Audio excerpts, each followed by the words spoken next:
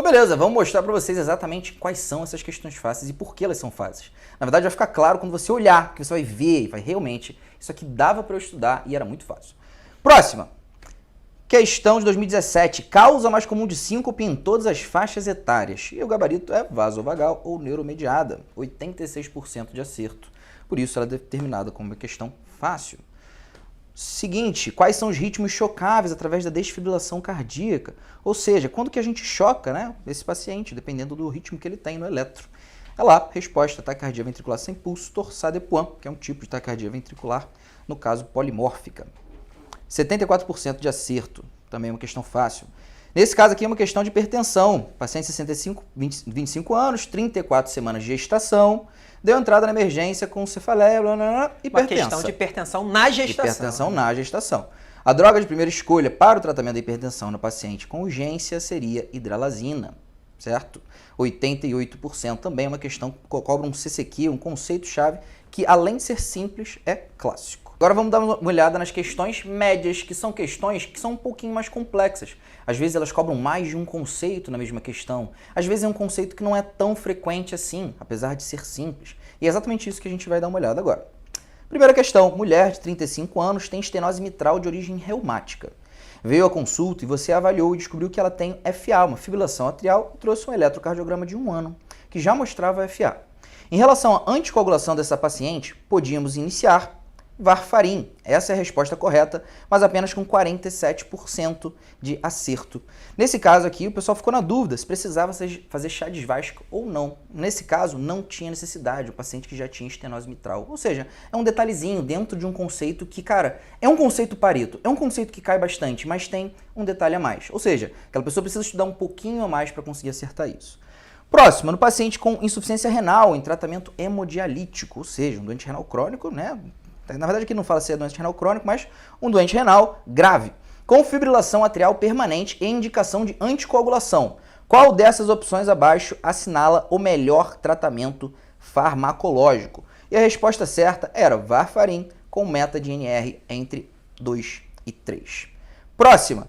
A pressão sanguínea do seu paciente é de 160 por 100. A pressão arterial média é de aproximadamente B120. Isso aqui você precisava lembrar só da fórmula de pressão arterial média, que é pressão arterial sistólica mais 2 diastólica sobre 3. É uma coisa relativamente simples, mas não cai tanto, e aí às vezes o pessoal não lembra.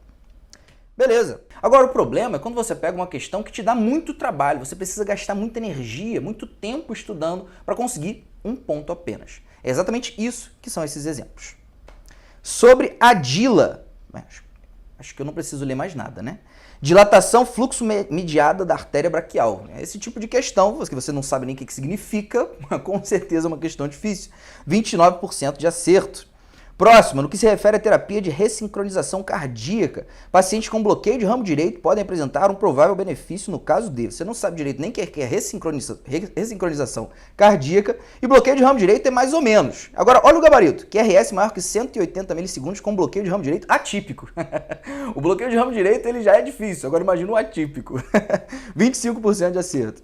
São achados de uma intoxicação digitálica a diversos aspectos no eletro, sendo incorreto apenas um dos itens listados. Então ele fala sobre várias características dos digitálicos. E a alternativa incorreta, que na verdade a alternativa é correta porque tem um conceito incorreto, é aumento do intervalo QT corrigido, 28% apenas de acerto. Olha só essa. Em relação à classificação dos antiarrítmicos de Vaughan-Williams, isso, é difícil de falar, com certeza vai ser uma questão difícil, exatamente mais um exemplo.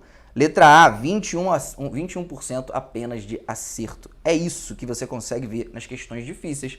Agora imagina só, você estudando para cada uma dessas com o mesmo afinco que você estuda para as questões fáceis e médias.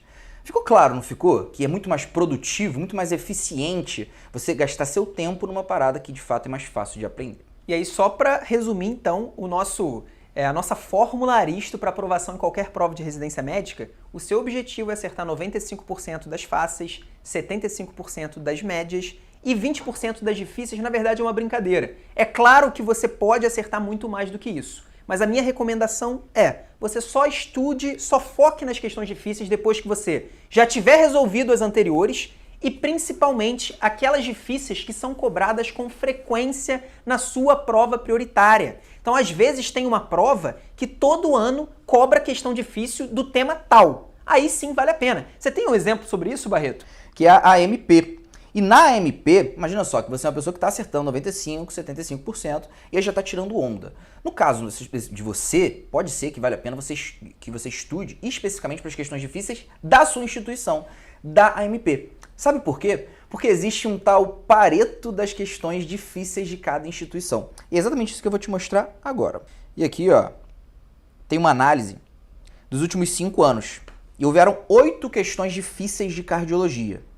Sendo que dessas 8, 3 questões eram sobre algum assunto relacionado à insuficiência cardíaca. Então, olha só, 2019, ó, insuficiência cardíaca. Tá, beleza. 2018, aqui ele falava sobre alguma coisa também de insuficiência cardíaca. Tá vendo aqui, ó? Ortopneia, edema de membros inferiores. Era uma questão que relacionava justamente a um paciente com IC. Próxima, 2018 também. Era que alguma coisa, um paciente que tinha ortopneia, dispneia, os médios esforços com piora progressiva. Era um paciente que tinha estertor em base. Era um paciente que tinha IC também. E aqui, nesse caso, você consegue ver claramente que a MP deve ter alguém na banca que gosta de cobrar insuficiência cardíaca de uma forma um pouco mais complicadinha. Então, nesse caso, vale a pena você se aprofundar no assunto insuficiência cardíaca. Mas para quem que vale? Só para você que está mandando bem já, seguiu a regra 95/75, e aí, nesse caso, vale a pena. Se não, o que acaba acontecendo é que você tenta estudar profundamente um monte de conteúdo diferente e aí você não consegue, porque você estuda, aí acaba não priorizando revisão, você esquece aquelas coisas que são importantes revisar, que são os conteúdos fáceis e médios.